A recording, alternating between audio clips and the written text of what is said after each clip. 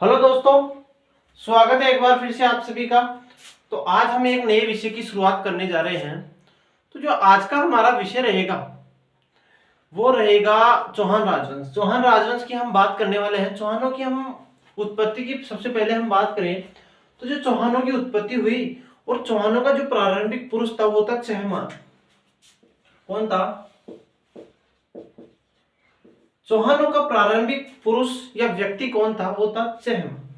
इसके बाद में हम बात करें तो इनकी उत्पत्ति के बारे में कुछ मत आते हैं कि पृथ्वीराज रासो के अनुसार जो चौहानों की उत्पत्ति हुई है वो अग्निकुंड से हुई है। किससे?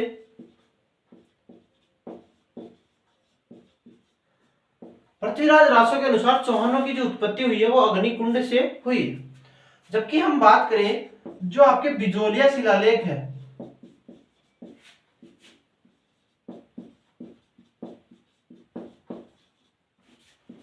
बिजोलिया शिलालेख के अनुसार जो चौहानों की उत्पत्ति हुई है वो ब्राह्मणों से हुई है।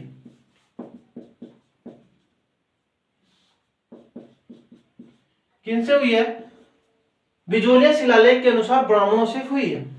जबकि बात करें कुछ विदेशी इतिहासकार है जिनका नाम है टोड व स्मिथ। टोड व स्मिथ के अनुसार जो चौहानों की उत्पत्ति हुई है वो विदेशी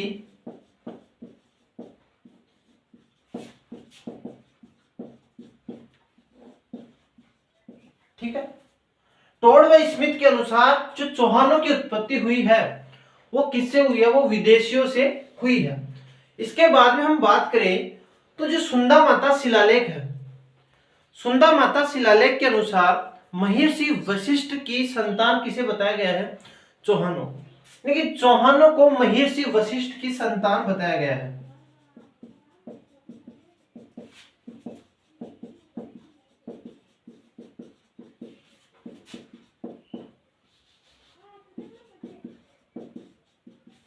वशिष्ठ की, ठीक है। जो चौहानों को महर्षि वशिष्ठ की संतान बताया गया है वो आपके सुंदा माता शिलालेख से बताया गया है।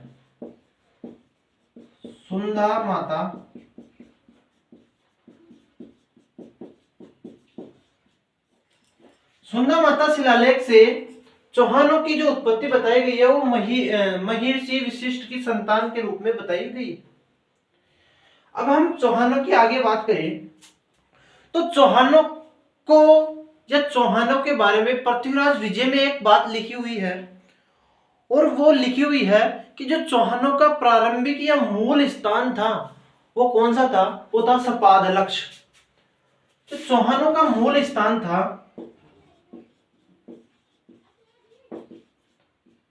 वो था आपके सपाद लक्ष। चौहानों का मूल स्थान कौन सा था? वो था आपके सपाद लक्ष। इसके आगे हम बात करें तो चौहानों के कुछ प्रारंभिक स्थानों की हम बात करते हैं। एक आता है हर्षनाथ अभिलेख। कौन सा है? हर्षनाथ अभिलेख। हर्षनाथ अभिलेख के अनुसार जो चौहानों की उत्पत्ति हुई और जो इनका प्रारंभिक स्थान माना गया है वो माना गया है आपके सिक्कर। जबकि पृथ्वीराज विजय के अनुसार चौहानों का जो प्रारंभिक स्थान था वो सांबर या साकंबरी था। पृथ्वीराज विजय के अनुसार क्या था? सांबर या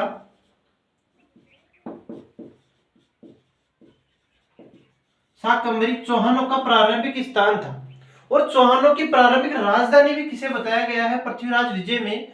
वो बताया गया सांबर या साकंबरी को। जबकि हम्मीर महाकाव्य के अनुसार चौहानों का जो प्रारंभिक स्थान या मूल स्थान था वो कौन सा था? वो था आपके पुष्कर। पुष्कर किसने बताया है? तो वो बताया हम्मीर महाकाव्य। और चौहानों का जो प्रारंभिक स्थान बताया जाता है वो अनंत प्रदेश भी था। इसके साथ में अहिछत्रपुर,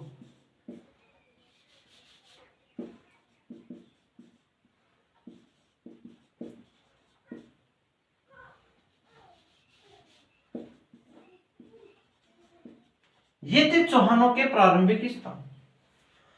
अब हम आगे चले तो चौहानों में सबसे पहले हम बात करेंगे वासुदेव चौहान की।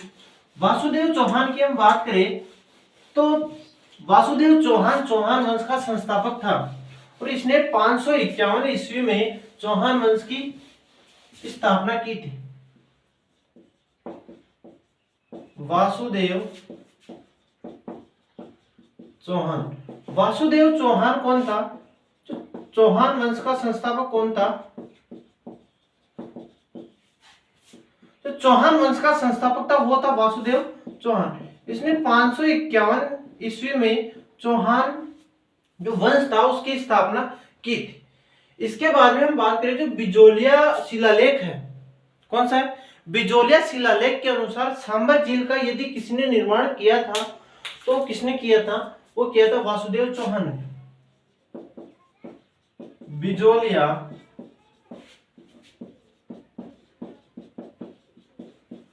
बिजोलिया शिलालेख के अनुसार सांबर झील का निर्माण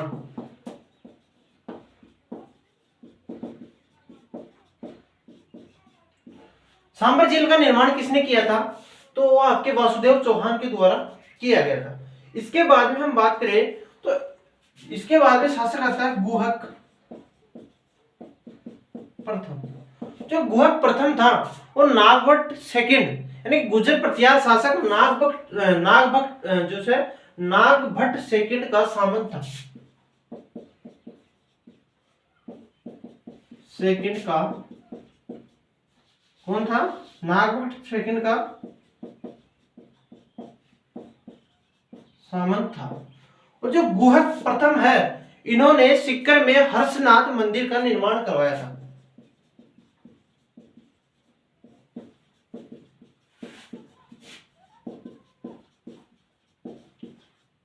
किसका? हर्षनाथ मंदिर का निर्माण करवाया।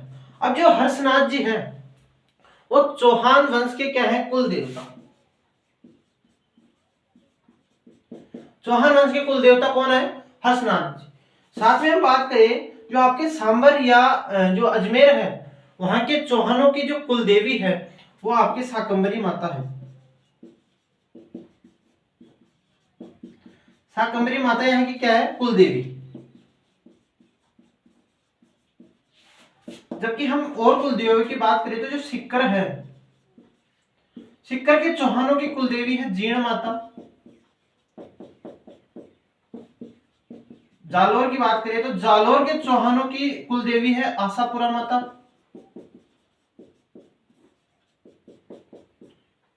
नाडोल, जो नाडोल के चौहान है वहां की कुल देवी है हिंगलाज माता।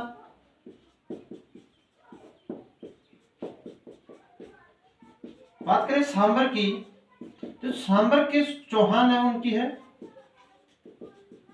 शाकंभरी माता। ये जो चौहान राजवंश थे उनकी कुल देवियां है सिक्कर के चौहानों की सिक्कर का जो चौहान राजवंश है उसकी कुल देवी है वो आपकी जीर्ण माता है। जालोर की आशापुरा माता है। नाडोल के चौहान राजवंश की कुल देवी हिंगलाज माता है। और सांबर के चौहान राजवंश जो हुआ उसकी कुल देवी कौन थी? वो थी शाकंभरी माता। अब हम आगे चले तो एक शासक और आता है जिसका नाम है चंदन राज। चंदन राज, इसकी पत्नी का नाम था आत्मप्रभा। बहुत बड़ी शिव भक्त थी और रोज 1000 दीपक जलाया करती थी।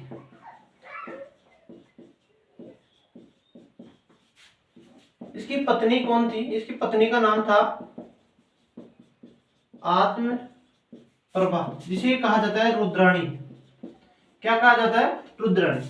अब जो इसकी पत्नी आत्मप्रभा या रुद्राणी थी वो बहुत बड़ी शिव भक्त थी और रोज 1000 दीपक जलाया करती थी। कितने? रोज 1000 दीपक कौन जलाती थी? वो चंदन राज की पत्नी आत्मप्रभा या रुद्राणी जो थी वो रोज 1000 दीपक जलाया करती थी। इसके बाद में जो शासक बने थे वो बने थे पृथ्वीराज प्रथम।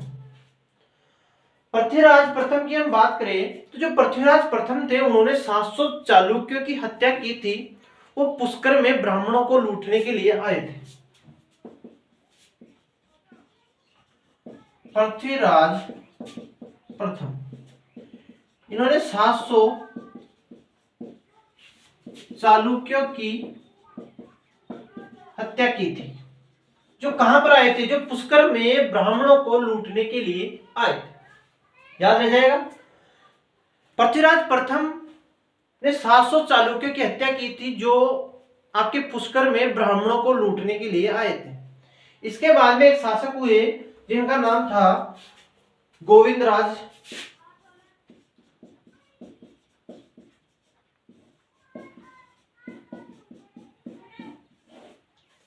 कौन था? गोविंदराज तृतीय।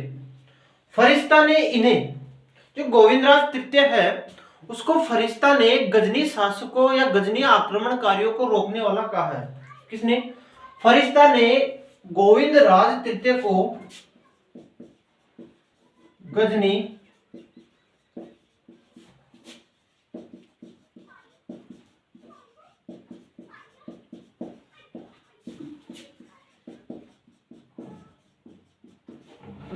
फरिश्ता ने गोविंदराज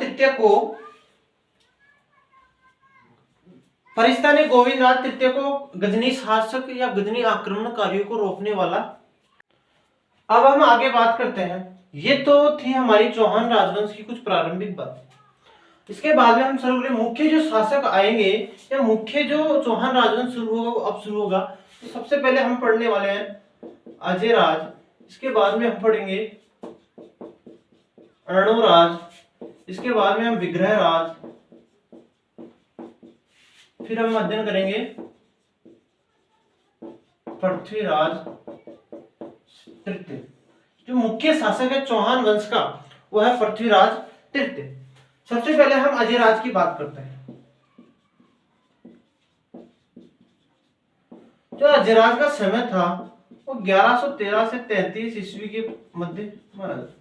यानी कि जो अजयराज ने शासन किया वो 1113 ईस्वी से 1133 ईस्वी के मध्य इन्होंने अपना शासन किया। अब इनके महत्वपूर्ण कार्य है कि इन्होंने अजमेर शहर की स्थापना की। कब? 1113 ईस्वी। 1113 ईस्वी में इन्होंने अजमेर शहर बसाया। ठीक है। और गढ़बिटली पहाड़ी पर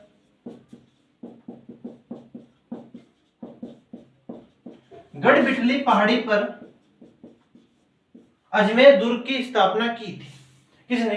अजयराज ने गढ़बिटली पहाड़ी पर अजमेर दुर्ग की स्थापना की थी। अब जो अजमेर दुर्ग है उसके कुछ उपनाम आते हैं। इसे राजस्थान का हृदय कहा जाता है। क्या कहा जाता है इसे? राजस्थान का हृदय कहा जाता है। अरे किस पहाड़ी पर बना हुआ है? तो ये गढ़बिटली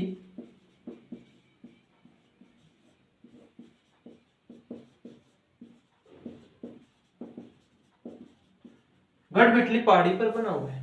जो अजमेर दुर्ग है इसे तारागढ़ दुर्ग भी कहा जाता है। अब ये क्यों कहा जाता है? कि जो पृथ्वीराज सिसोदिया थे उनकी पत्नी का नाम था तारा। उनके नाम के आधार पर इसे तारागढ़ भी कहा जाता है।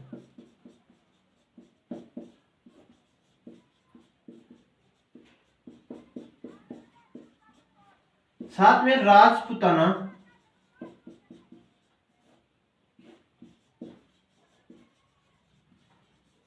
जो राजपुताने की कुंजी है वो अजमेर दुर्ग को कहा जाता है।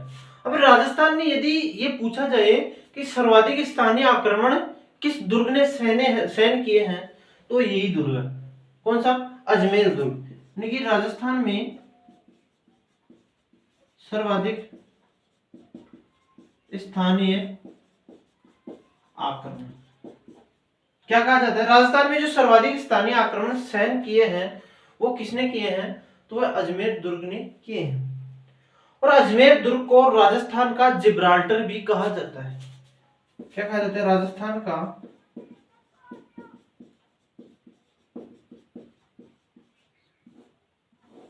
राजस्थान का जिब्राल्टर किस दुर्ग को कहा जाता है? तो राजस्थान का जो जिब्राल्टर है वो अजमेर दुर्ग को कहा जाता है। अब हम अजयराज के आगे बात करें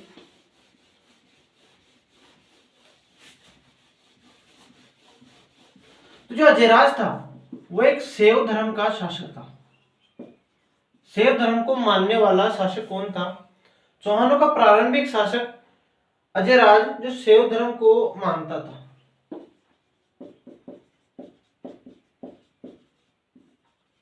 और जो चौहानों का साम्राज्य विस्तार का समय माना जाता है वो अजयराज का माना जाता है।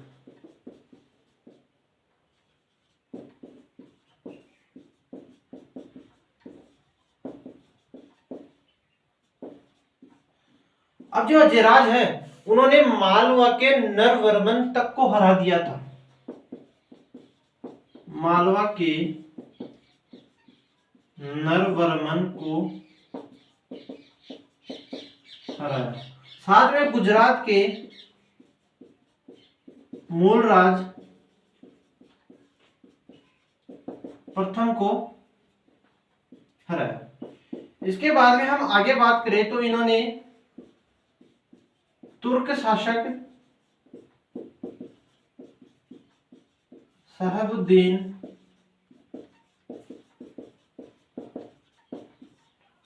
को हराया था। मालवा के नरवर्मन को हराया, गुजरात शासक मूलराज प्रथम को हराया, तुर्क शासक शहाबुद्दीन को भी इन्होंने हराया था। अब जब अजयराज शासक थे उस समय जैन धर्म के श्वेतांबर और दिगंबर जो दो पंथ थे उनके मध्य शास्त्रार्थ हुआ। क्या हुआ? शास्त्रार्थ हुआ, जिसकी अध्यक्षता किसने की थी? वो आपके अजयराज ने की थी। अजयराज ने जैन धर्म में हुए शास्त्रार्थ के, दिगंबर और श्वेतांबर के मध्य हुए शास्त्रार्थ के अध्यक्षता किसने की थी? दिगंबर व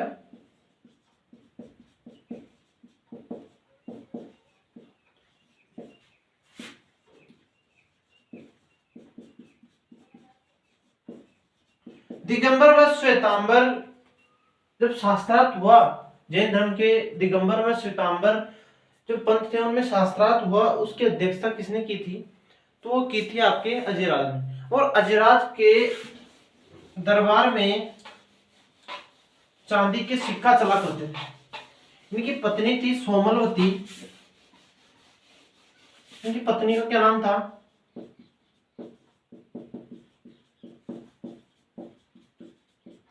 सोमलवती। सोमलवती इनकी पत्नी थी और इनकी पत्नी के नाम पर इन्होंने चांदी के सिक्के चलाए थे। अब चौहान वंश का प्रथम शासक है जिसने चांदी के सिक्के चलाए थे। चांदी के